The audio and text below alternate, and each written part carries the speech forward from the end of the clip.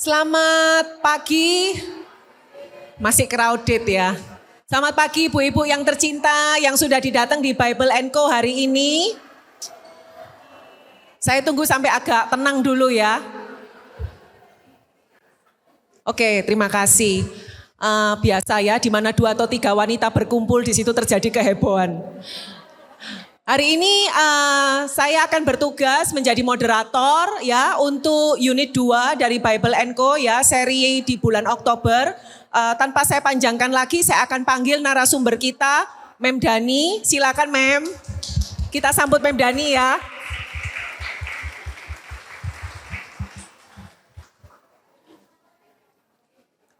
Semoga hari ini Mem Dani dan saya bisa membawakan topik unit 2 dengan sangat jelas. Pagi Mem.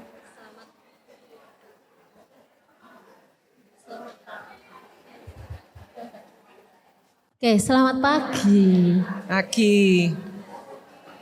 Oke.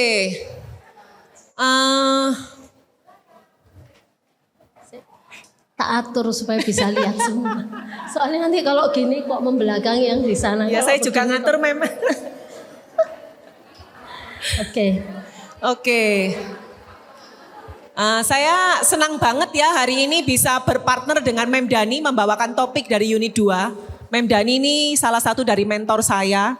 Yang kalau saya bikin salah itu enggak pakai sungkan langsung dibabat gitu ya. Oh, gitu ya. Tapi saya bersyukur. Kita harus punya mentor-mentor ya, kakak-kakak rohani, senior-senior yang berani menegur kita dengan jujur. Baik, hari ini kita akan bahas unit 2 tentang topiknya hati yang bertekad kuat. Mem, saya ini kan merenung ya Mem ya, saya ini sudah baca unit 2 ini saya bolak-balik di setiap halaman. Kayak ada banyak pertanyaan gitu ya Mem di kepala saya ya. Walaupun sepertinya kita semua ini mungkin rata-rata sudah tahu ya tentang firman Tuhan gitu ya Mem. Mengenal kehendak Tuhan. Salah satu 3 langkah untuk kita tuh mengenal kehendak Tuhan. Pertama, mendedikasikan, mempersembahkan tubuh kita sebagai korban yang hidup kepada Allah. It seems like gimana ya Mem? Mempersembahkan hidup tubuh kita sebagai persembahan yang hidup, kudus dan berkenan kepada Allah. Kalau saya ini misal nih Mem ngobrol sama sesama mama, sesama parents. Kadang-kadang itu statement ini tuh kayak melayang-layang di udara. Gimana ya Mem supaya menjadikannya itu membumi gitu ya Mem ya? Iya, oke. Memang kadang-kala firman Tuhan itu ya enggak apa-apa di kafe jadi ada yang ngobrol gitu ya. Enggak masalah gitu kan. Jadi yang mau denger aja yang dengar gitu ya. Yang mau ngobrol sendiri dengan bisnisnya it's okay ya. Di kafe kok namanya. Namanya juga kafe gitu kan. It's okay gitu Saya ya. juga punya banyak bisnis loh Mem. Ini sama Mem Dani. Oke, jadi mempersembahkan tubuh. Kadang-kala memang praktek firman itu paling susah menurut saya. Kalau mencari pernyataan Alkitab mah gampang, Google search gitu ya, bisa ketahuan. Kita mau cari perintah Tuhan atau janji Tuhan itu gampang. Tetapi yang paling sulit, perlu pergumulan, perlu pengorbanan, perlu menyalipkan, kata istilahnya menyalipkan dagingnya gitu, adalah ketika kita waktunya praktek. Nah, bicara tentang bagaimana mempersembahkan diri kita, tubuh kita ini sebagai persembahan yang hidup, itu bicara tentang all out. All out. All out, semuanya. Tubuh itu semuanya. Semua dimensi di dalam diri kita. Rohani, jasmani dan juga jiwani kita ya. Jadi tubuh, jiwa dan roh itu kita berikan semuanya itu all out tanpa ada batasan, dan itu terjadi justru bukan ketika kita di dalam gereja. Ya, jadi dalam ibadah. Tetapi di dalam hidup kita sehari-hari, ketika kita hari-hari ini loh bikin teh, bikin kopi, ngelayanin anak, preparation for everything di dalam rumah kita, itu bagaimana kita melihat tugas harian kita peran kita itu yang kita persembahkan sebagai persembahan yang hidup. Jadi kita ini bukan persembahan yang mati. Kalau persembahan yang kita berikan hari Minggu di ibadah, itu kan kita kasih benda mati. Yes. Betul? Yes. Yang Tuhan inginkan tuh kita itu ada di level yang lebih tinggi. Tubuhmu Oke. mau enggak diberikan seutuhnya kepada Tuhan. Artinya yang harus dirimu kerjakan itu ya maunya Tuhan. Oke. Kita harus sepakat dan setuju dengan maunya Tuhan, dengan caranya Tuhan, dengan waktunya Tuhan. Nah ini yang dikatakan persembahan yang hidup. How the way kita ngomong ini apakah sebagai persembahan ya buat Tuhan? Ketika kita ngambil keputusan-keputusan, apakah keputusanku ini keputusannya Tuhan? Ketika saya bersikap seperti ini, apakah Tuhan itu senang enggak? Apakah orang yang di sekitarku terberkati dengan caraku? Oke. Caraku itu dalam arti cara yang aku tampilkan. Oke. Yang mana menyenangkan Tuhan. Firman Tuhan bilang bahwa kerjakan segala sesuatu itu seperti untuk Tuhan dan bukan untuk manusia. Oke. Seringkali kita lupa itu, kita menyenangkan manusia tetapi terpaksa. Berapa banyak di antara kita yang nyenengin manusia biar dapat uang saku lebih banyak dari suami gitu kan. Supaya keinginannya diizinkan oleh suaminya. Jadi menyenangkan manusianya tetapi cara kita bisa salah karena kita tidak mempersembahkan itu kepada Tuhan. Yang Tuhan inginkan kalau kita mempersembahkan tubuh kita adalah semua yang kita kerjakan itu kita lakukan dengan kesadaran bahwa seluruh hidupku adalah untuk melayani dan memuliakan Dia. Oke. Angel ya. Angel ya, Mem. Wes, angel pintu masih terbuka. Saya sambil Mem ngomong itu berusaha mencerna. Susah ya, Susah Mem. ya. Teruslah saya langsung mikir aktivitas saya dari bangun tidur dari bangun tidur sampai tidur lagi. Betul. Apakah saya sudah memuliakan Tuhan? Yes. Oke, Mem. Ini kan kita kan di kalangannya ibu-ibu ya, Mem. Nah, terus apakah Mem dengan saya mempersembahkan tubuh saya sebagai persembahan yang hidup, kudus dan berkenan kepada Tuhan, membuat saya tidak boleh lihat-lihat Instagram, membuat saya enggak boleh nonton drakor, membuat saya enggak boleh shopping. Gimana ini, Mem? Ini kan praktek kecil-kecil yang our daily life gitu, Mem. Betul, iya benar. Saya lihat Instagram enggak? Saya lihat Instagram. Oke. Ya, saya lihat YouTube. Oke. Saya lihat. Artinya kalau kita ngomong boleh atau tidak, ini mah bukan masalah boleh atau tidak. Tetapi apakah yang kita kerjakan itu menjadi berkat bagi hidupmu? Ketika kita apa istilahnya itu berselancar di media sosial itu, apakah itu membangun hidupmu untuk menjadi pribadi yang lebih baik? Oke. Apakah ketika kita berselancar di sana itu menumbuhkan kecintaanmu akan Tuhan dengan lebih, ucapan syukurmu dengan lebih, atau justru ketika kita berselancar di media sosial itu mendorong kita untuk iri hati?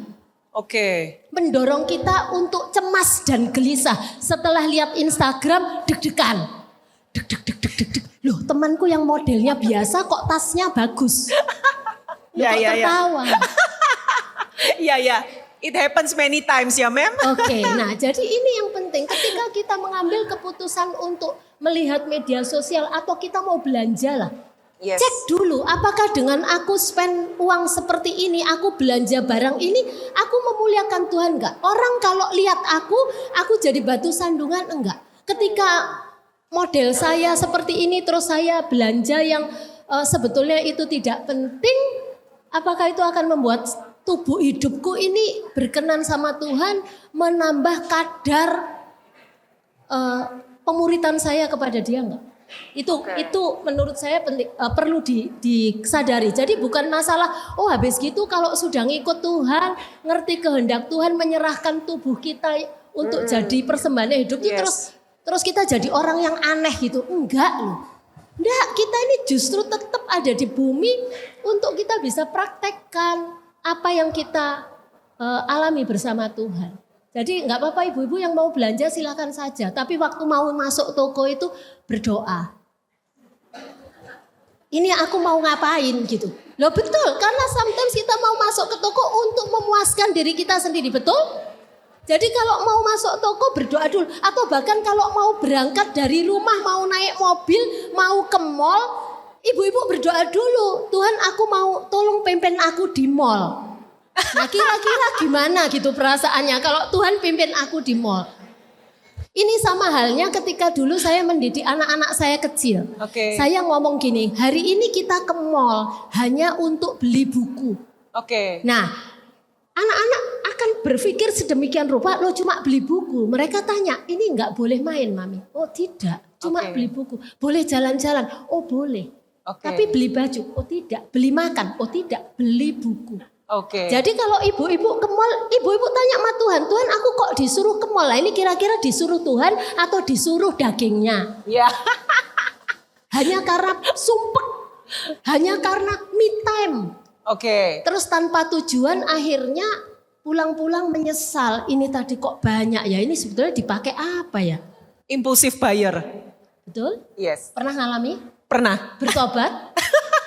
Bertobat mem. Oke baik, terima kasih. Oke, jadi cara kita salah satu untuk mengetahui kehendak Tuhan adalah mendedikasikan, mempersembahkan tubuh kita sebagai persembahan yang hidup, kudus dan berkenan kepada Allah. Kita harus sekali lagi ya mem, dari bangun tidur sampai kita malam tidur kembali, kita mempersembahkan every single minute itu untuk Tuhan. Setiap hembusan nafas kita itu atas perkenanan. Mungkin teman-teman akan ngomong, aduh Bu Dani kok rohani sekali. Sejujurnya ketika kita sudah dipanggil sebagai murid Allah, hidup kita harus rohani. Harus. Tidak, di dunia ini cuma ada dua. Hitam atau putih. Nggak ada abu-abu. Oke. Ketika kita punya double standar, kita akan banyak kompromi. Nggak apa-apa, ini loh bukan selingkuh yang sampai tidur dengan suami orang. Ini loh cuma makan malam bareng. Ini loh cuma, alat Budani cuma begini loh, cuma gibah. Ini cuma ngobrol aja. Tapi kalau itu tidak mendatangkan kebaikan. Anak Tuhan itu sering mem diplesetkan. Antara sharing, gibah, dan gosip itu kurang jelas. Kurang jelas, ya. Betul. Makanya saya tekankan bahwa di bumi ini, di dunia ini, dalam hidup kalian ini cuma ada dua. Putih atau gelap. Kerajaan terang atau kerajaan gelap. Tidak yang lain. Dan kita ini sudah ngaku kita murid Kristus. Supposed to be kita hidup di dalam terang. So terus di dalam gereja terus. No. Di ibadah terus. Justru kita masih ada di bumi itu tujuannya untuk kita jadi terangnya. Yes. Ya jadi mendedikasikan seluruh hidupmu. Oke. Pikiranmu, jiwamu, emosimu bahkan. Tindakan-tindakanmu ini perlu kita sadari bersama-sama. Kita nggak akan jadi orang aneh kok ketika kita berjalan di dalam kebenaran. Justru ketika kita lakukan itu orang akan bisa melihat ini beda. Oke. Ya, Saya nanti mau nyoba tipsnya Mem Dani ya. Kalau mau shopping saya doa dulu. betul. Nanti gak jadi. Oke, Mem. Lalu saya ini curious ya. Seandainya saya ini mau taat melakukan firman. Walaupun ketaatan itu kita bayar harga ya Mem. Sometimes ketaatan kita pada firman, sesuatu yang kita mau praktekkan itu sakit sekali buat daging kita. Dan kita pun jatuh bangun dan kesulitan. Dapatkah itu dikategorikan bahwa saya ini belum benar-benar taat? Ketaatan itu kan bukan momentum ya, tapi ketaatan itu langkah iman menurut saya. Jadi memang ada proses untuk rasa sakit. Dan ketika ada proses rasa sakit itu ya itu yang benar menurut saya. Kenapa? Karena kita perlu effort di dalam dari diri kita sendiri untuk menyadari betul bahwa aku mau taat sama firman. Dan ini sakit, gak enak buat dagingku. Tapi aku mau meninggalkan dagingku ini dan aku mau nuruti firman Tuhan. Jadi jangan teman-teman semua jangan berpikir aduh lek sakit terus kita hands up. Terus kita putus asa. Seringkali karena sakit itu kita ngomong wes ndak wes berhenti aja kok gak enak ya. Iya. Itu banyak area dan tidak sama area setiap kita itu. Mana sih yang mau bahasa saya ya? Mana yang mau disiseti sama Tuhan? Mana yang mau diambili, dicabuti sama Tuhan? Dalam proses kita taat kepada Dia. Oke. Ada banyak. Nah di situ ketika kita sadar, menyadari ada awareness, ada kesadaran bahwa aku mau lakukan misalnya mengampuni. Oke. Ya, mau mengampuni, ada orang yang buat dia mengampuni itu sangat mudah. Sehingga kalau ada orang yang struggling di dalam mengampuni, si teman ini bisa bilang, ngampuni ya, mbok ampuni ya, lo cuma ngampuni. Tapi buat orang yang satunya, sulit aku ini ngampunin gitu. Yes. Nah inilah kondisi yang sulit ini yang sebetulnya menjadi tanda untuk kita itu, aku mau tetap mengampuni. Sehingga Tuhan bisa melihat ketaatannya dia ketika mau mengampuni dan memang harus ada yang mati. Dan mati itu enggak enak. Ya kan, sakit itu enggak enak. Tapi inilah yang harus perlu terus kita lakukan di tempat lain. Mungkin yang tadi mengampuni, yang ini sabar. Bisa. Gemes terus sama orang gitu kan. Sulit untuk sabar itu sampai ngomong terus ngomong. Ke dirinya sendiri. Dan ini terjadi loh sama saya. Ketika saya mau taat firman Tuhan, hendaklah engkau rendah hati, lemah lembut dan sabar. Efesus 4, Efesus berapa itu? Iya. Itu saya ketika sampai di sabar, sejujurnya saya angkat tangan. Karena saya bukan perempuan yang sabar. Tetapi ketika perjalanan kerohanian saya semakin tahu bahwa Tuhan proses saya untuk sabar. Dan pada saat berjalan untuk sabar itu saya bisa ngomong sama diri saya sendiri, Dani ayo sabar. Sakit iya, ayo sabar. Kadangkala ketika saya pengen sabar atau sedang berproses kepada kesabaran itu, saya sejujurnya merasa diri saya ini bodoh. Jadi kayak orang gak pinter gitu loh. Kok gini aja sabar, kok ndak sat-set gitu. Nah itu tuh kesakitan yang saya alami. Tetapi ketika saya tahu bahwa inilah pengorbanan yang saya harus berikan. Kan bayar harga yang tadi Yani bilang perlu bayar harga. Iya, ya ini bayar hargaku. Kayak jadi orang gak pinter gitu kan. Nah dari sana saya mentaati kebenaran firman Tuhan dan kadar kesabaran itu dari waktu ke waktu Tuhan tambahkan di dalam kehidupan kita. Setiap kita pasti punya pergumulannya masing-masing untuk menjadi serupa Kristus. Gitu. Nah ada contoh kasus Mem. Kalau kita mau taat melakukan firman, kita harus bayar harga. Misal, saya ini saya pakai kata ganti saya aja ya Mem, supaya enggak kesannya saya gosipin orang. Misal nih, saya datang ke persekutuan doa. Terus saya ini Mem, ada satu orang ini yang nyantol di hati saya gitu ya Mem. Duh, kalau lihat nih gemes gitu ya Mem ya. Let's say saya pahit lah sama orang itu. Loh, tapi saya ini tujuannya mau ke PD loh Mem, mau ke gereja. Tapi lihat wajahnya dia ada di PD dan ada di gereja yang sama. Kalau kayak gitu kasusnya gimana Mem? Loh saya mau ke gereja dan saya mau ke PD itu kan saya juga mau cari Tuhan tuh Mem. Terus setiap kali saya lihat wajahnya orang itu seliwer di depan saya gitu. Nah kayak gitu gimana Mem? Asik itu, berarti kan ada sesuatu yang Tuhan mau kerjakan. Pertama tentunya selamat saya kok enggak pernah gitu ya. Tetapi saya tahu kebenarannya gitu ya. Kebenarannya adalah firman Tuhan ngomong. Kalau kita mau datang kepada Tuhan, bereskan dulu hatimu.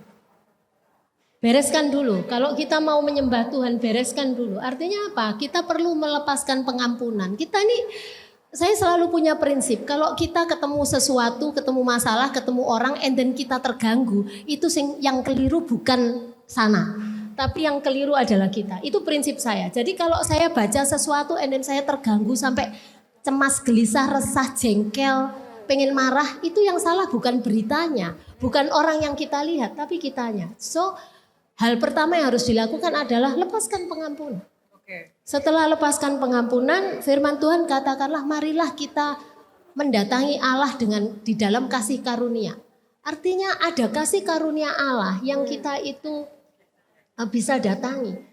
Kita memang gak bisa mencintai orang dengan kekuatan kita. Apalagi kalau orang itu sudah menjengkelkan kita gitu. Pernah punya kasus gitu ya. Ini kan bukan hal yang mudah untuk kita tuh langsung ketemu, langsung hey hi I love you gitu kan gak bisa. Tetapi kalau kita sudah punya jembatan bagus, ketemu siapa saja, kita sudah pulih, ketemu siapa saja akan mudah buat kita untuk mengalirkan itu. Jadi datangi kasih karunia Allah. Minta Tuhan ngomong, Tuhan aku minta kasih karuniamu. Minta kasihnya Allah supaya mengalir di dalam diri kita sehingga ketika kita lihat siapapun, aliran kasih itu udah keluar lebih dulu di dalam diri kita. Jadi ya itu menurut saya kembali itu selalu kepada diri kita. Sampai Tuhan mengizinkan kita itu melihat situasi yang tidak nyaman buat kita. Sebetulnya Tuhan itu tidak sedang mengurus orang lain. Tuhan sedang mengurus kita.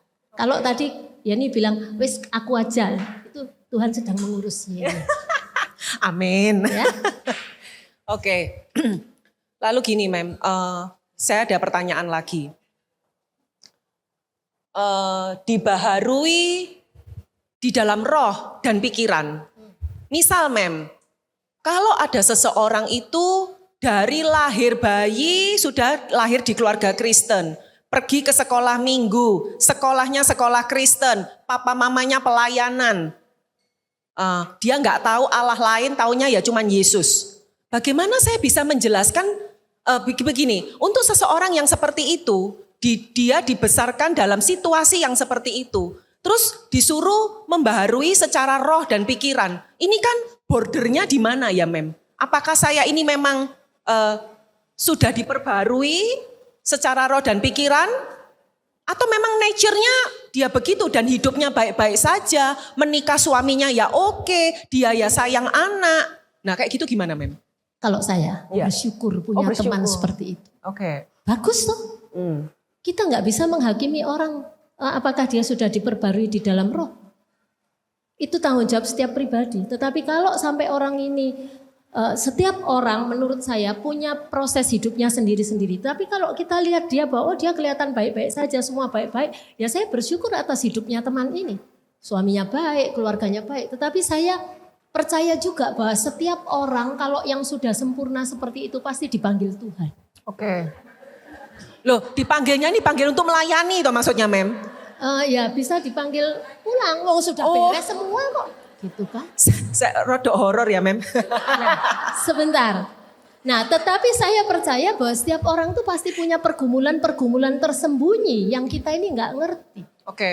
Jadi urusan orang ini berbuah, bertumbuh itu bukan hak kita untuk mengukur, bukan hak kita untuk menghakimi mereka. Kalau kita ngerasa, ya seringkali kan perempuan ini perasaan atau makhluk halus. Iya, saya juga makhluk halus. Ya, kita ini makhluk halus, KB dirasakan, semua dirasakan. Kita ini makhluk halus.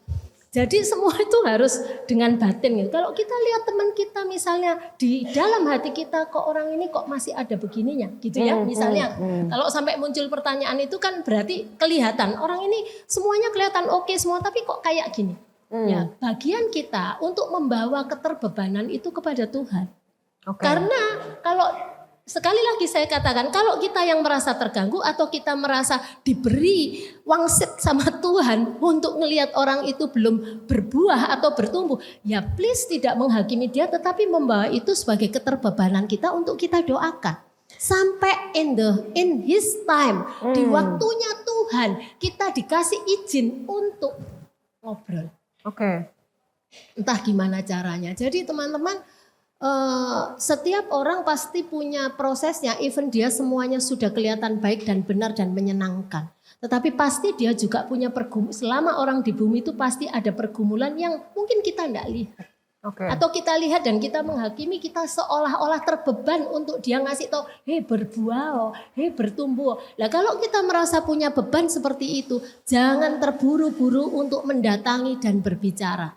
Tetapi ayo bawa itu dulu di ruang rahasia kita bersama Tuhan. Beritahukan kepada Tuhan keterbebananmu. Sehingga ketika satu kali mungkin bukan dengan kita tetapi dengan orang lain yang dikirim Tuhan untuk menolong orang tersebut, kita tinggal melihat buahnya. Dan jangan GR itu gara-gara aku berdoa ya enggak. Tetapi kita akan bisa melihat ketika kita mencintai jiwa-jiwa, menolong mereka untuk berubah, diubahkan. Hal pertama yang saya selalu katakan adalah bawa dalam doa lebih dulu. Pengen suaminya berubah, jangan serta-merta diomelin. Kunci ya ini Mem. Sudah bawa dengan doa dengan sungguh-sungguh. Kalau toh sekarang kita tidak lihat buahnya, tetapi kita percaya bahwa ada kasih karunia Allah. Tuhan punya waktu untuk segala sesuatu yang kita inginkan untuk diubahkan. Konsisten. Makanya tadi di situ Dedikasi itu termasuk konsistensi kita terhadap Tuhan, membawa setiap keterbebanan kita ke dalam hadiratnya. Oke. Tambah bulat ya. Bulat. Ini topiknya berat, Mem. Ini sudah tak baca berulang-ulang loh padahal. Oke, Mem. Hidup kudus di hadapan Allah. Bagaimana saya bisa tahu bahwa saya ini telah hidup kudus di hadapan Allah? Sementara saya merasa kehidupan saya baik-baik saja. Sekali lagi, misal saya nggak nipu orang, saya nggak selingkuh, saya ini pelayanan, saya ini sayang sama anak-anak. Apa tolok ukurnya ya Mem ya? Bahwa saya ini tahu bahwa itu saya sudah hidup kudus di hadapan Allah. Ya. Hidup kudus itu kan hidup yang terpisahkan dari dunia untuk Tuhan ya. Nah jadi kalau saya tolok ukurnya adalah ada beberapa. Yang pertama adalah pernyataan Alkitab. Apakah hidup kita itu sudah sesuai dengan pernyataan Alkitab? Oke. Alkitab ngomong apa? Misalnya, hendaklah engkau setia dalam perkara kecil misalnya, itu kan perintah Alkitab. Apakah kita sudah sesuai atau janganlah engkau khawatir tentang apapun juga. Nah di dalam hidup kita hari-hari, apakah kita ada pernyataan Alkitab yang sudah mendukung apa yang kita kerjakan. Yang kedua, apakah yang saya kerjakan ini menambah kadar saya dalam pengiringan saya sebagai murid Kristus. Sorry Mem, ulang. Apakah? Angel ya? Ya, sebentar Mem, ini perlu fokus. Saya aja angel. Oh, pelan-pelan katanya. Ya, jadi ketika kita mengerjakan sesuatu dalam diri kita, itu masukkan ke pikiran kita, dengan saya melakukan ini, apakah kadar pengiringanku kepada Kristus sebagai murid Kristus itu bertambah? Kadarnya itu bertambah. Gitu. Oke. Kita ini kan murid Kristus. Toh. Yes. Kasarannya kalau sekarang kelas 6 SD, apakah ketika aku mengerjakan hal ini, hal itu tuh aku jadi kelas 1 SMP. Oke. Kadar pengiringanku kepada Kristus meningkat. Yang ketiga, apakah dengan yang aku kerjakan ini, prinsip kebenaran itu terlihat? Prinsip kebenaran itu enggak terpampang nyata di dalam tulisan Alkitab, tetapi sikap hatimu itu mencerminkan akan pernyataan Alkitab. Dan itu urusannya kita sama Tuhan. Kelihatannya oke, tapi kalau sikap hati kita itu keliru, ya nggak ada gunanya di hadapan Tuhan gitu kan. Yang terakhir adalah apakah dengan apa yang aku lakukan membuat orang lain menjadi murid Kristus? Oke, jadi kita tidak boleh jadi batu sandungan. Ya, pencemaran rohani supposed to be itu tidak ada di dalam hidup kita. Ini penting sekali. Seringkali kita sudah melayani, sudah keluar masuk pintu gereja ini dari Senin sampai Senin. Gitu ya. Ya Dewi itu Mem. Dewi ya? Iya Dewi itu. Ya. Tapi kalau kita masih ada pencemaran rohani, ya itu tidak memuliakan nama Tuhan. Teman-teman, firman Tuhan bilang jadikanlah semua bangsa muridku, betul? Yes. Ini tidak bicara hanya penginjilan yang benar-benar menginjil yang bawa Alkitab kemana-mana. Tetapi dari setiap praktek hidupmu setiap hari.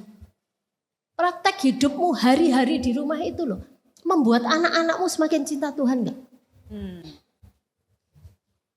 Membuat suamimu bisa melihat Yesus enggak dalam hidupmu? Angel, berdoa.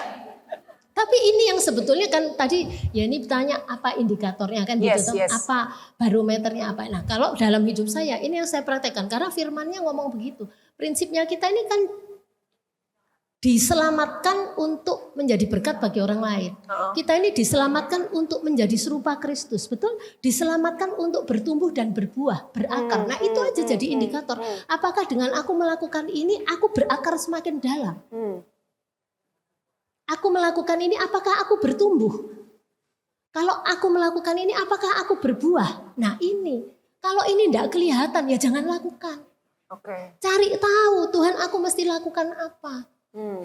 Nah dengan demikian hidup kita ini fruitful, berbuah. Even kita dalam kondisi yang sulit, kondisi yang tertekan, kondisi situasi hidup yang gak enak. Relasi yang mungkin sedang tidak baik-baik saja dengan pasangan atau dengan rekan sekerja. Tapi di sana kita bisa tetap jadi berkat. Karena kita ketika ngambil keputusan ya itu tadi, itu yang saya pelajari dari firman, pernyataan Alkitabnya apa, itu kita mesti tahu. Prinsip kebenarannya, apakah ini menjadikan aku kadar pemuritanku terhadap Kristus meningkat dan aku membawa orang lain mengenal Kristus. Begitu Bu. Dari semua yang Mem jelaskan ya, kalau saya simpulkan ya Mem, bagaimana saya bisa tahu saya memuliakan Tuhan, apakah ini kehendak Tuhan, janji Tuhan, dan sebagainya. Itu masing-masing dari kita tuh nggak akan pernah tahu kalau kita nggak tahu isi Bible kan Mem. Bible and Co. Ya Hanya betul. di sini Bible and Co. Sedangkan untuk beberapa orang ya Mem, buka Alkitab itu berat luar biasa. Alkitab itu salah satu obat tidur yang paling mujarab. Nah, bagaimana ya Mem? Kalau kadang-kadang di dalam pelayanan kita pun kita tuh mengencourage seseorang untuk rajin saat teduh. Itu it's not easy gitu Mem. Saya Rod, mungkin jawaban saya ini akan menyinggung teman-teman sekalian. Tapi kalau tersinggung berarti kan urusannya sama Tuhan gitu. Iya. Saya mau katakan kalau orang sulit untuk belajar firman dan sulit punya waktu untuk Tuhan, artinya dia tidak sungguh-sungguh mencintai Tuhan. Oke.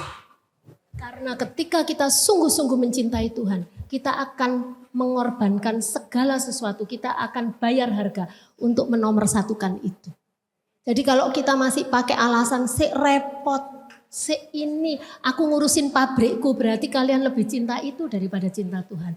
Ketika kita mencintai Tuhan, ketika kita sadar karya penebusan itu, kita ingat, kita bawa di dalam setiap hembusan nafas kita pasti Tuhan. Pasti senang firman, pasti kita mau duduk dulu memprioritaskan dia. Mem, tapi saya ini masih punya anak-anak kecil. Tuhan tidak bilang setiap saat itu harus pagi-pagi kalau memang waktunya kita belum ada. Tetapi dalam sehari itu pasti kita, gini loh ya, hubungan dengan Tuhan itu tidak serta-merta ketika kita sedang baca Alkitab. Tetapi hubungan dengan Tuhan itu setiap hembusan nafas kita ketika kita ngapa-ngapain di dalam hidup kita itu kita mengingat Dia untuk menuntun kita. Sehingga keputusan-keputusan kita, cara-cara kita ngomong tuh nggak nyakitin orang.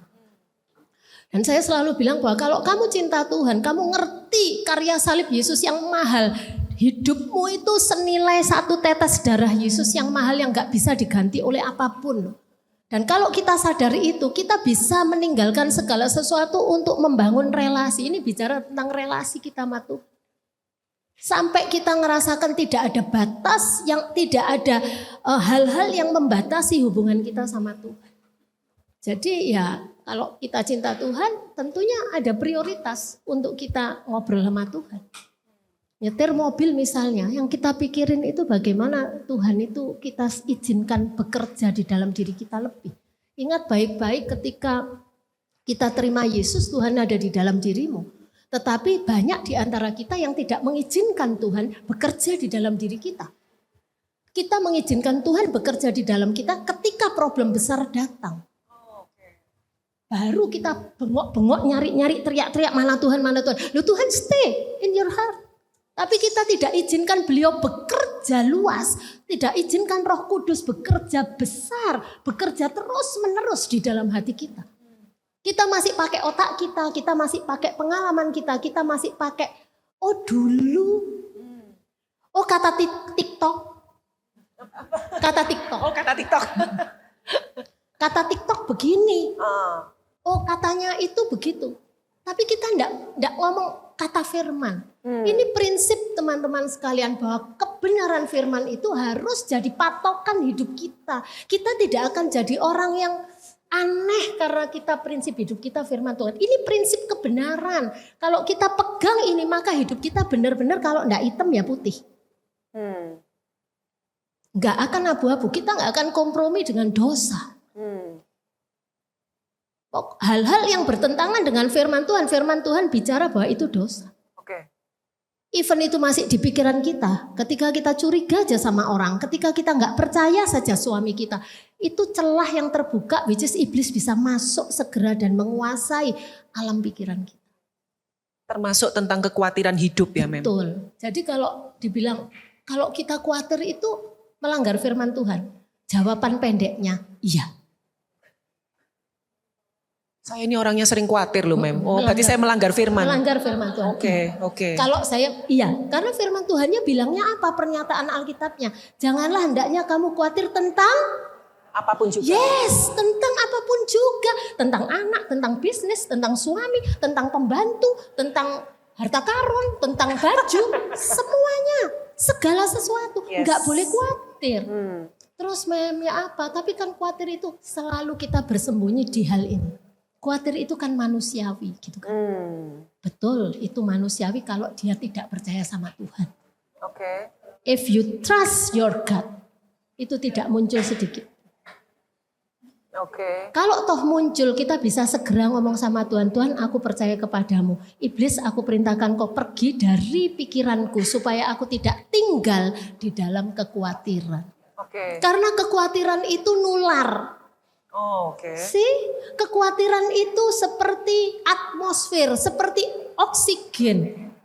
Begitu kita khawatir bukan oksigen tapi apa itu? CO2. Apa? Lawannya oksigen. Iya, lawannya oksigen. CO2. Nah, Lumayan, Mem, saya masih ingat itu. masuk Iya, sekolahnya. kimia waktu itu, Mem. Seperti itu. Jadi kekhawatiran itu menular, joy menular. Kekhawatiran menular, joy, Menular. sukacita itu menular. Damai Yes. sejahtera menular. Amin. Kasih itu menular. Loh, Yes. daripada iri, daripada marah, mending kita kasih kan? Mending kita menularkan something yang good Yes, kan? yes.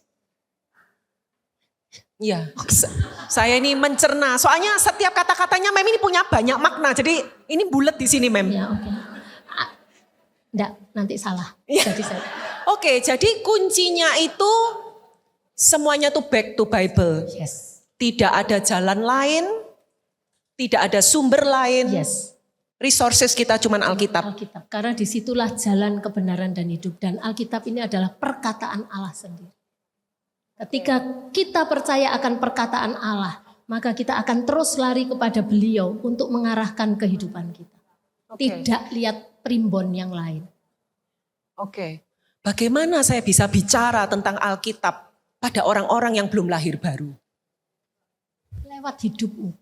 Oke. Betul Bu Indayani?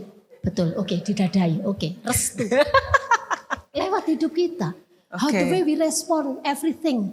Oke. Ketika ada yang tidak enak di depan mata kita, ketika suguhannya ini tidak cocok sama kita, ya apa responnya? Kopi ini gak enak sih. Snacknya kurang banyak gitu. Snacknya kurang banyak gitu ya, Mem. Respon kita itu mempengaruhi. Di rumah respon kecil-kecil kita, anak pulang sekolah. Kita tidak harus dan selalu ngomong firman Tuhan kalau orangnya belum percaya Yesus. Tetapi orang akan ngelihat hidupmu ini memancarkan kebenaran firman. Bagaimana dirimu merespon curhatannya dia. Kalau aku curhat sama Yeni, terus Yeni nimbrungin ngasih bensin, ngasih apa segala macam, kebakar di mana-mana, orang akan ngelihat ini kemarin koordinator hati ibu katanya, loh kok kayak gini gitu kan. Tapi ketika kita itu merespon something yang benar seperti firman Tuhan, mengalirkan kasih. Saya pikir orang itu akan mikir, kok beda ya kamu caranya. Kemarin aku sudah curhat separuh sini loh. Semua ngomong katanya aku suruh bercerai. Tapi ketika ngomong sama kamu kok kamu bilang enggak. Kok kamu bilang aku harus begini-begini. Beda ini. Ini beda ini. Ada apa kok beda? Nah inilah warta Injil. Mewartakan Injil. Kata pendeta-pendeta suratan yang terbuka. Apa yang kata firman itu kita hidupi, membadan di dalam diri kita. Saya punya istilah hal-hal yang ilahi, kehidupan ilahi dari Allah itu harus sampai menjadi natur lahiriah kita. Natur ilahi itu harus sampai menjadi natur lahiriah kita. Di dalam proses hidup kita. Jadi nggak usah dipaksakan, ya itu akan muncul. Karena sudah naturnya ilahi itu sudah membadan di dalam diri kita. Ayat-ayat ini membadan. Apakah saya sudah seperti itu? Sedang dalam proses. Semua berproses. Semua berproses. Jadi kita masih bisa katakan bahwa kita mencintai firman, kita mengasihi Tuhan, but we can still stay relevant untuk semua hal di dunia Semua ini. hal. Alkitab ini relevan. Oke. Sing nggak relevan itu manusia. Oh, oke. Sudah ada yang jawab, Mem. Oke, baik. Kita sudah bahas ke sana kemari. Saya membuka waktu ya untuk Q&A. Silakan kalau ada yang mau bertanya.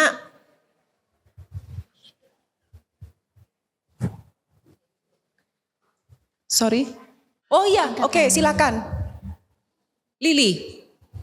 Oh, Christine. Oh, oke. Jangan susah-susah. Tanya yang banyak, mumpung Mem Dani di sini. Oh, di sini enggak apa-apa, tanya yang banyak kan. Di sini ada Bu Indayani, ada Cik Mariani, gitu kan. Oh, ada Bu Armita. Tidak harus selalu saya yang jawab. Ya warning Mem, ini ada sedikit titipan pertanyaannya.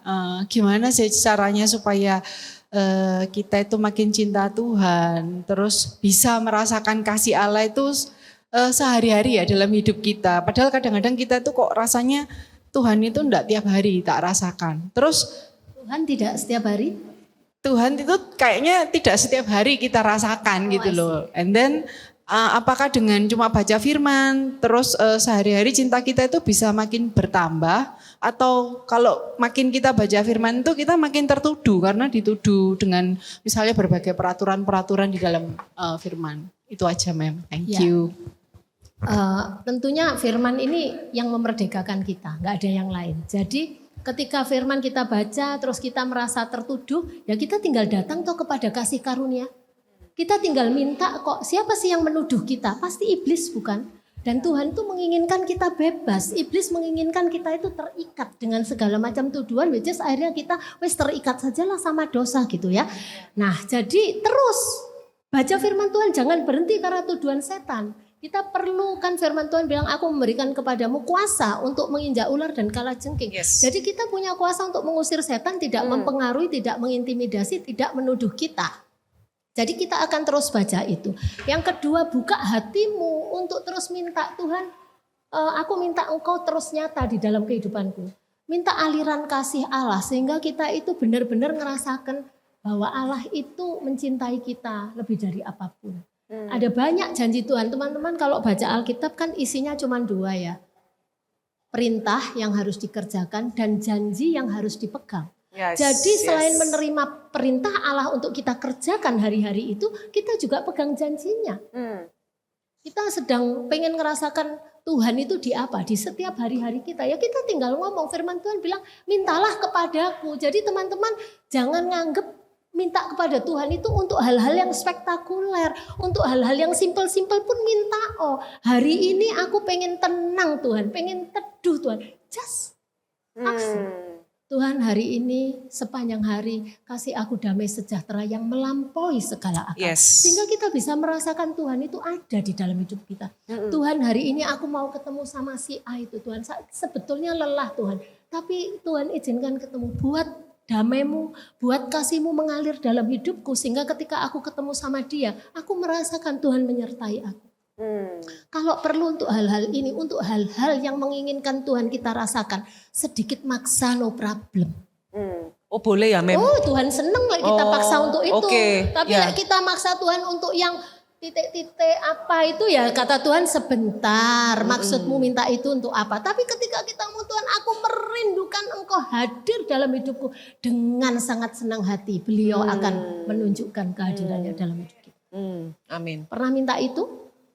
Saya minta, Minta Mem. ya? Iya minta Jangan setiap sampai hari. enggak lu ya. Iya, sip. Oke, next question. Bu Christine sudah terjawab. Oh iya, Ya, kalau belum kalau belum japri ya Tin. Oke, Grace, silakan. Halo, selamat Grace, siang Mem. siang. Nama saya Grace. Saya Iya. pengen tanya, maksudnya gini, kita kan semua cewek-cewek ini pasti suka ya kayak bersosialisasi sama teman-teman. Cuman pasti kan kalau samanya kita kumpul-kumpul sama temen namanya cewek ya, pasti mulutnya ini kan suka ya gosip lah apa. Terus jadi gimana ya kalau kita untuk menghadapi hal-hal seperti itu ya? Kembali Makasih. kepada prinsip kebenaran firman Tuhan. Saya selalu balik kepada firman Tuhan. Kalau kita gosip itu kira-kira pekerjaan daging atau pekerjaan roh? Daging. Ya sudah toh, kalau sudah tahu itu pekerjaan daging ya sudah enggak usah ikut gosip. Ada di situ yes, enggak apa-apa. Denger no, senyum sambil doa di dalam hati. Tuhan stop Oke. itu. Oke. Dengan kita gosip apakah kadar pemuritan kepada kita, kepada Kristus meningkat? Tidak, lah kita sudah tahu itu. Don't do it. Tapi lah nanti saya dilihat aneh. Enggak kok.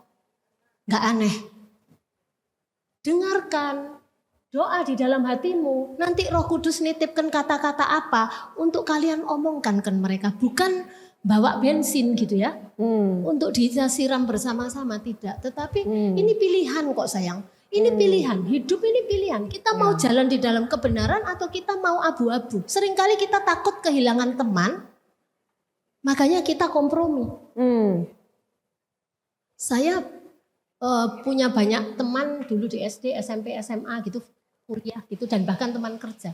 Yang terakhir tentunya teman kerja bukan yang di sini, sebelumnya alumni saya bekerja di mana itu punya grup gitu ya. Punya grup di sana. Ketika kita kumpul, misalnya kumpul, saya berdoa dulu sama Tuhan. Tuhan, aku boleh nggak ikut reuni itu? Kira-kira kalau aku di situ, aku jadi berkat enggak? Aku kadarku mengiring Tuhan meningkat enggak?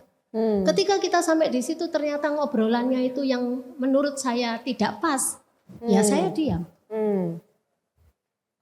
Ketika ada orang yang tanya, Mbak Dani, menurutmu piye? Nah, ketika Mbak Dani menurutmu piye? Prinsip kebenaran firman Tuhan saya katakan. Apalagi kalau kita tahu lingkungan kita itu sebetulnya orang Kristen. Buat kita mudah kan mengiring mereka untuk membawa mereka kepada firman. Kalau orang bukan Kristen ya dia akan bisa lihat respon-respon kita aja yang tidak ikut-ikutan gitu. Ya, Sekali lagi hidup kita ya Mem. hidup kita. Jadi saya pikir tidak selalu kita harus serta-merta meninggalkan mereka. Tidak lalu terus kumpul dengan siapa, tetapi justru ketika kita tahu bahwa kita ada di kelompok itu, pasti Tuhan punya maksud. Buat kita Tuhan punya maksud, somehow kita sometimes Tuhan mau dengan kelompok itu kita dibentuk. Oke. Ya, sehingga spiritual kita atau kehidupan batiniah kita itu meningkat karena ada di lingkungan itu. Kadangkala kita perlu lihat bahwa ada tempat khusus yang Tuhan taruh kita itu untuk membentuk kita dan tidak ada di tempat lain. Oke. Misalnya sama mertua. Ya, misalnya, gandengan terus sama mertua padahal kepingin menghindar gitu kan. Tapi itulah tempat satu-satunya untuk membentuk kita menjadi semakin serupa Kristus. Mungkin di komunitas pelayanan mungkin. Tuhan nggak punya tempat, maksudnya saat ini kemungkinan Tuhan belum menunjukkan tempat yang lain untuk membentuk kita, ya sudah di situ. That's why jangan pergi kalau Tuhan tidak suruh pergi. Tapi kalau benar-benar kita lihat ini pergaulan ini buruk buat saya. Buruk betul-betul ketika kita selesai dari situ itu menyedot energi saya. Hidup ini sekali lagi pilihan. Sebelum kita datang kan kita bisa pilih. Kita doa dulu, Tuhan aku boleh ke situ enggak? Kalau aku ke situ, jadikan aku berkat. Kalau itu buruk buat saya, Tuhan atur segala sesuatunya sehingga saya tidak perlu bohong. Jadi benar-benar nanti Tuhan atur alam semesta ini. Sehingga kita tidak perlu bohong. Aku sorry ya mertua aku sakit, aku harus nemenin mertua aku. Gak perlu. Tapi benar-benar Tuhan taruh damai sejahtera, kita bisa dengan vulgar ngomong sorry aku gak bisa join. Kadangkala kita itu tidak perlu loh kasih alasan. Itu menurut saya. Sorry aku gak bisa datang. Titik. Iya. Kita itu kepingin diterima orang, seringkali kita itu kasih alasan supaya dipermaklum. Oke, bisa diterima. Oke. Ada lagi yang lain? Iya, ini ada Tika, ada Cemimi. Oke. Iya. Cara mengetahui kehendak Tuhan itu gimana, Mem? Contoh misalnya, rasanya di hati ini kayaknya Tuhan mau mengarahkan aku untuk pelayanan di hati ibu seperti itu misalnya. Tetapi ya sebagai manusia dengan berbagai alasan lah, aku nggak berani lah, aku nggak bisa lah, nanti gimana cara ngomongnya. Nah hal seperti ini ketika kita merasa ada panggilan Tuhan di situ dan kita tidak mau, menolak lah istilahnya Mem. Itu apakah ada konsekuensinya Mem? Segala keputusan itu pasti ada konsekuensinya. Konsekuensinya apa? Tentunya yang berdaulat itu Tuhan gitu ya. Tetapi nggak ada keputusan tanpa konsekuensi, itu nggak ada. Kan tadi pertanyaannya, apakah ada konsekuensinya? Ada. Tapi kalau saya sekarang disuruh ngomong konsekuensinya apa ya Mem? Saya tidak punya kuasa untuk ngomong itu. Kenapa? Karena itu Tuhan yang berdaulat. Terus saya enggak akan ngomong, oh nanti kamu kesandung di sana, ya enggak mungkin, gitu kan? Oh nanti anakmu jadi gini, ya enggak bisa. Tetapi setiap keputusan itu selalu ada konsekuensinya. So, bagaimana kita mengerti kehendak Tuhan yang harus kita lakukan? Kembali lagi, 1 pernyataan Alkitab, 2 prinsip kebenaran, 3 ya kita tinggal praktekkan. Apakah itu yang tadi saya sebutkan? Itu kita kalau lihat itu ya kita misalnya kalau aku pelayanan, kira-kira prinsip Alkitabnya apa? Oh, dengan pelayananku ini setiap orang bisa menjadi murid Kristus misalnya. Jadikanlah semua bangsa muridku. Oh, dengan pelayanan ini aku bisa berbuah. Orang akan belajar melalui kesaksian hidupku misalnya. Oke, ada prinsip kebenarannya. Apakah aku sombong ketika mengambil pelayanan ini? Ketika aku tidak mengambil pelayanan ini, apakah karena aku minder? Aku kurang ini, kurang itu loh. Berarti kan minder. Minder itu dosa loh. Betul, minder itu dosa. Bentuk lain dari sombong. Yes. Ya kan? Ya. Jadi pikirkan baik-baik ketika aku mengambil pelayanan ini untuk dicentang sama Ibu Gembala. Mem, bisa nggak? Saya kok tertarik sekali sama statementnya Mem. Minder itu sama dengan dosa. Which is, kenapa saya tertarik? Banyak loh perempuan itu yang merasa minder, Mem. Iya. Kenapa minder itu bisa dikatakan dosa, Mem? Ya karena kita ini berharga, kita ini mulia, Allah itu mengasihi kita. Karena kita ini serupa dan segambar dengan Allah. Oke. Wes, itu jawabannya menurut saya. Ya, kenapa kita minder? Kita ini ciptaan Allah. Allah tidak sampai kita sekarang ada itu bukan produk gagal. Oke. Kita bukan produk gagal. Model-modelnya kita seperti apa? Kita ini ciptaan Allah. Kita serupa dan segambar dengan Allah. Jadi kalau kita minder, kita sesungguhnya sedang tidak menghormati Allah, mencemari Allah. Mencemari yaitu Allah yang harusnya kan ini nyata. Apapun modelnya kita. Jadi jangan nunggu cantik untuk pelayanan. Nunggu keren, nunggu sempurna. Enggak. Ya udah kalau yakin ini Tuhan panggil bukan karena target ya misalnya. Karena kayak portfolio gitu ya. Habis ngikutin ini, lulus ngikutin ini, oh terus pelayanan enggak. Tapi benar-benar tahu bahwa Tuhan panggil saya untuk melakukan ini. Sehingga kita siap untuk bayar harga. Jadi kita enggak minder. Karena saya percaya di dalam setiap keputusan kita ini juga ditumbuh kembangkan oleh teman-teman yang ada di sini. Dengan teman-teman bertanya ini bukan karena saya pinter loh. Tapi justru saya belajar banyak dari pertanyaan. Saya makin dikayakan. Jadi inilah menurut saya yang perlu kita sadari betul bahwa setiap kita itu punya kapasitas yang Tuhan berikan untuk kita kembalikan kepada Tuhan. Oke. Siapa yang masih di rumah saja tengok gitu ya, nonton yang enggak jelas-jelas, mulai tanya sama Tuhan, Tuhan mau bawa aku apa supaya aku ini fruitful. Karena kita ini sudah diubahkan, sudah dipulihkan, sudah dipisahkan.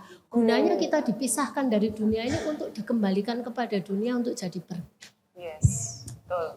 Amin. Oke. Loh, kok tambah banyak sih?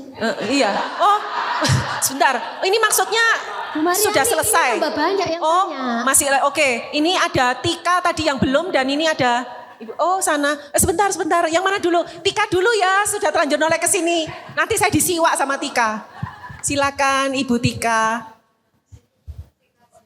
Yang tanya banyak ya. Soalnya Mem Dani ini membawakannya Oh, Mem. Aduh, sampai jam 1. Saya sama Mem Dani bisa haus di sini. Ya, silakan Tika. Ya, Mem Dani. Mau tanya, kalau misalnya hidup kita ini sudah terlanjur tidak sesuai dengan kehendak Allah. Contohnya misalnya ada saudara saya yang menikah dengan tidak seiman ya. Karena prinsip dia nanti nek sudah kawin, nanti nek dia cinta aku banget, pasti kan denen pasti ikut aku pergi ke gereja gitu. Nah orang tuanya juga saling menyetujui karena dia lihat semua agama itu baik. Jadi nek hatimu, keyakinanmu dengan agama ini tidak apa-apa, aku dengan ini tidak apa-apa. Karena semua agama itu prinsip mereka itu baik gitu. Lah boleh enggak kayak gitu Mem? Dia bilang enggak apa-apa, enggak seiman dulu. Pasti nanti aku bisa bikin dia itu menjadi seorang Kristen. Gitu boleh enggak Mem? Prinsip kebenaran Alkitabnya dulu. Tapi ini sudah menikah, Mem. Sudah menikah. Kalau ngomong di awalnya kan harusnya itu pelanggaran firman Tuhan ya. Tetapi ini sudah menikah gimana? Pertama ya, minta pengampunan sama Tuhan lah. Tuhan ampuni saya karena saya sudah melanggar firman Tuhan pada saat itu. Udah, ada kasih karunia Allah. Ingat baik-baik selalu ada kasih karunia Allah. So kita minta sama Tuhan, Tuhan aku minta kasih karuniamu untuk membuat rumah tanggaku ini seperti yang engkau mau. Tentunya konsekuensinya ada. Bulete iku ono. Konsekuensi sekali Itu lagi. konsekuensinya. Tapi mari minta kasih karunia Allah untuk kita diberi kekuatan menjalani konsekuensi itu di dalam kebenaran. Diberikan kekuatan untuk menjalani konsekuensi di dalam kebenaran firman. Yes. Sudah kejawab? Ya. Oke. Berat ya. Terus prakteknya dengan suami yang belum dalam Tuhan itu ya praktek kebenaran. Jadi suaminya tahu firman Tuhan bilang karena kelakuan istrinya suaminya akan dibenarkan. Ya, 1 Petrus. Nah itu dia ya. Jadi kita yakini itu ada kasih karunia Allah. Tapi kalau kita nyinyir, kita terus rewel, terus ya tambah semakin ya ini apa sih katanya orang percaya kok kayak gini. Tetapi ketika istri ini menampilkan kebenaran Allah, kita banyak berdoa, kita minta kasih karunia Allah, saya percaya tidak mustahil bahwa dia akan diselamatkan. Suami akan diselamatkan karena kelakuan istrinya. Jadi Yes. perhatikan kelakuan kita. Kelakuan. Firmannya ngomongin kelakuan. Merinding saya, Mem. Lah firmannya ngomongnya kelakuan ini memang. Kelakuan Iya, iya. istrinya gitu. Iya. Iya toh betul toh? Ada Iya. Pak Betuel di sana. Saya nggak boleh salah. Oke. Apa itu? Oke, yang dari sebelah sana dulu ya. Silakan Ibu. Siang Mem, saya Ya. mau menanyakan ya, bagaimana menghilang yang betul-betul rasa khawatir. Padahal Tuhan kan sudah berfirman ya, bunga bakung aja dipelihara, burung di udara dikasih makan ya. Tapi yang namanya kita udah berdoa, kita kan nggak boleh buka celah katanya ya, supaya iblis nggak mengintimidasi kita. Bagaimana yang benar-benar menghilangkan rasa khawatir. Kadang-kadang kita mendengar ini apalagi anak, oh di sana ini kita pastinya ada rasa was-was, khawatir. Padahal kita sudah happy aja. Tapi rasa itu masih ada. Doa is doa. Firman oke, kita baca ya. Itu gimana kalau menurut Mem untuk benar-benar rasa khawatir itu. Makasih. Kembali kepada firman Tuhan, mengingat atau memegang prinsip firman Tuhan. Ketika kita khawatir, yang harus kita kerjakan adalah mengucap syukur. Mengingat kebaikan Tuhan. Bahwa Tuhan sudah menolong saya sampai di sini, Ebenezer. Berarti untuk hidup saya berikutnya ada di tangannya Tuhan. Kita mengingat bahwa Tuhan itu yang pegang kendali hidup kita. Kenapa sebetulnya kita benar-benar khawatir? Karena kita pengen mengendalikan segala sesuatu. Kita mau mengontrol hidup kita dengan kekuatan kita sendiri. Kita pengen semuanya itu tertulis rapi di tulisan kita. Kalau ini ya begini. Tapi ada banyak hal yang di luar kendali kita. Jadi cuman kuncinya percaya sama Tuhan. Gak ada yang lain. Percaya dan taat. Trust and obey. Semua berserah. Jadi bukan diserahkan karena lip service gitu ya. Cuman oh ya sudah kata firman begini enggak. Tapi kita mengimani firman itu sungguh-sungguh bahwa Tuhan Engkau pegang kendali hidupku, hidup anak-anakku, masa depanku, masa depannya anak-anakku. Mengucap syukur selama ini ibu hitung apa yang sudah Tuhan kerjakan baik.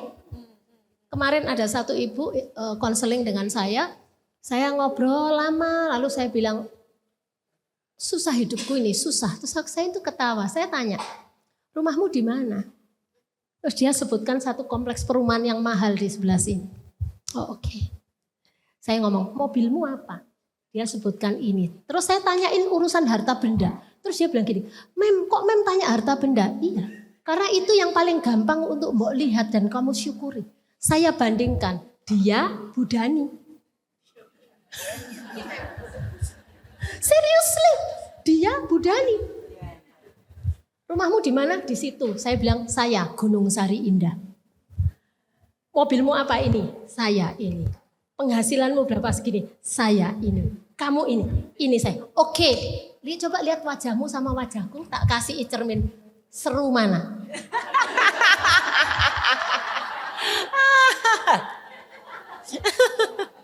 Iya. Gak ketok. Enggak belas, Mem. Belas. Luar biasa. Belas. Dari situ dia langsung, iya. Sembuhkan hatimu dulu. Bersyukur. Ya. Ketika kamu bersyukur, lambat laun kekhawatiran itu hilang. Nanti ibu akan bingung, kok gak ada khawatir ya? Cari-cari di sudut-sudut hatinya. Cari-cari di sudut hati.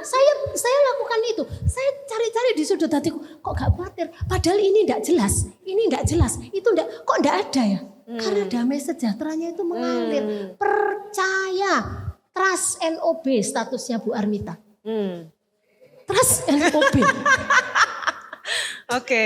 Ya, ayo sungguhan. Saya mau kasih tahu kita pulang dari sini harus berbeda. Harus berbeda. Kita ini ibu. Kita ini punya peran besar. Kita datang ke sini bukan cuma ngenakkan telinga kita and then lego. Bukan untuk kumpul-kumpul minum kopi se-Indonesia. No. Ya. Kita pulang untuk kita ke sini untuk kita bawa suatu perubahan. Bagian terakhir diubahkan. Yes, Betul? yes. Kita dapat ilmunya di sini, kita bawa pulang jadi agen perubahan. Cara kita berbeda. Ayo tinggalkan sampahnya di sini biar diberesi dengan yang ada di sini dan kita pulang dengan kebebasan. Amin. Yes. Melawan rasa khawatir, mengucap syukur senantiasa, selalu mengingat kebaikan Tuhan, Ebenezer. Oke, satu lagi ya. Loh, Mem, sebentar. Loh, ini yang angkat tangan ada. Loh, Sebentar. Oke, satu di sana, satu di sini terakhir ya. Oke. Gaby tidak usah ikut-ikut tanya. Ya, Gaby tidak perlu bertanya. Oke, luar biasa ya antusiasme dari peserta. Oke, silakan. Fleksibel jadi ya. Mem, yang di sana. Oh, yang sana. Oke, Ya. mari. Ya. Ya fleksibel berarti ya. Maksudnya tujuan Tuhan sama kita tuh fleksibel. Ya Pak, tujuan Tuhan sama Enggak. kita fleksibel. Iya. Oh gitu pertanyaannya. Ya. Apakah saya fleksibel? Apakah tujuan Tuhan untuk kita apakah fleksibel gitu ya? Iya. Jadi nanti pada titik tertentu berubah gitu ya. Oke. Oke. Cari lagi teorinya Bu Dani apa kalau tarik kehendak Tuhan apa yang pertama? Ayo lah lolos toh jangan remedi. Kok saya berdiri? Loh, ini semangat Mem, Kayak Bu semangat. Guru. Semangat ini Mem. Prinsip kebenaran firman Tuhan. Efesus 2 ayat 10. Kita ini buatan Allah. Diciptakan dalam Kristus Yesus untuk melakukan perbuatan baik yang sudah Allah sediakan sebelumnya. Allah ingin kita hidup di dalamnya. Yang kedua, kita ini diciptakan jauh. Allah itu mengerti kita jauh sebelum kita ada dalam kandungan ibu kita. Artinya jauh sebelum kita lahir Allah punya tujuan atas hidup kita. Amin. Amin, amin. Semua harus yakin Allah punya tujuan atas hidup kita dan tujuannya adalah Memuliakan Dia. baik. Kalau memuliakan Allah kadang-kala angel toh. Jadi Ngawang ya, Mem? Baik, ngawang. Iya, Tapi iya. pada akhirnya ketika kita ngerti itu hidup kita memuliakan Tuhan. Yes. Jadi Bu, kata saya tujuan Allah tidak pernah berubah. Tetapi yang bikin kita muter-muter itu prosesnya. Tapi the end of the story, tujuan Allah itu pasti terjadi. Saya enggak pengen ibu-ibu jadi bingung. Seringkali kalau ibu-ibu mikir tujuan itu ya nanti punya rumah 5 lantai, nanti anaknya begini, nanti mobilnya 10, sopirnya 20. Ya apa? Mobil 10, sopir 20. Iya itu. Iya.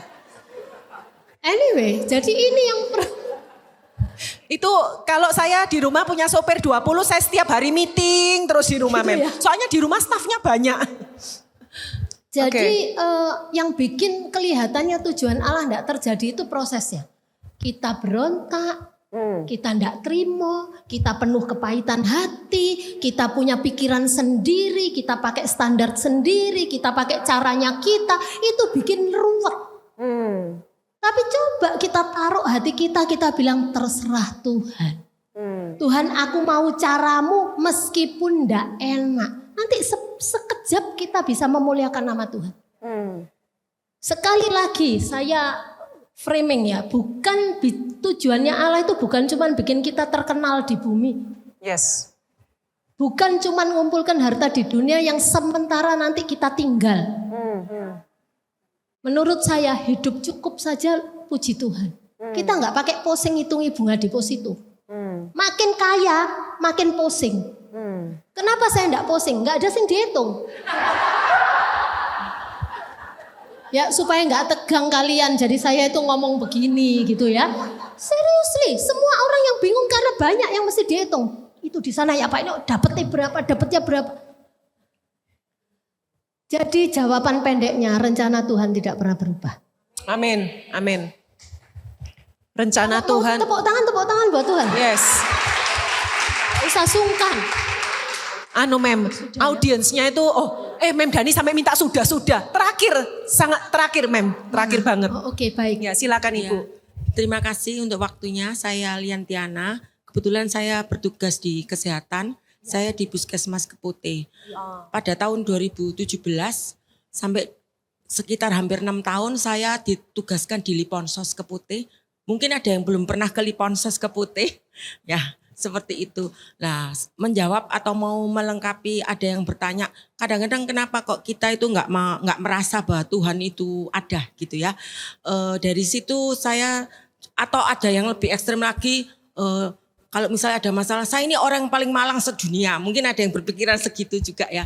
Dari saya belajar banyak waktu saya ditempatkan di Liponsos itu ya. Ternyata di luar pemikiran-pemikiran saya, orang itu bisa sengsaranya seperti itu gitu ya. Sampai ada luka-luka, bukan hanya gatal, dermatitis, tapi gudik. Jadi bernanah gitu. Saya itu sampai ngomong gini sama Tuhan. Tuhan ini tuh manusia Tuhan, ini manusia gitu ya.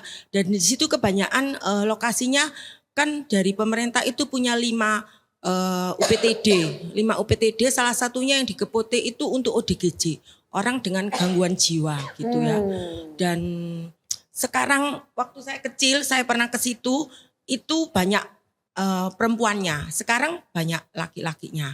Jadi menjawab yang seperti itu tadi mungkin kok saya ini kadang-kadang nggak merasa ya Tuhan itu nggak ngapa-ngapain ya untuk hidup saya.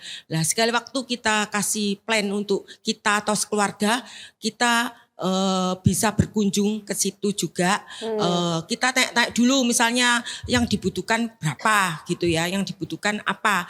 Terus semampu kita, misalnya mereka butuhnya gunting kuku 100 biji kita bisa ngasih 20 ya oke, terserah. Mereka kan hanya ngomong. Itu salah satu contoh ya, simpel seperti itu. Bisa lewat pribadi, keluarga atau lewat instansi. Nah dari situ tuh saya belajar bahwa kalau kita itu merasa Tuhan itu kok nggak ada ya, kok hidupku nyaman. Biasanya orang gitu itu sonah nyaman. Nah kita coba kita berkunjung ke orang yang lebih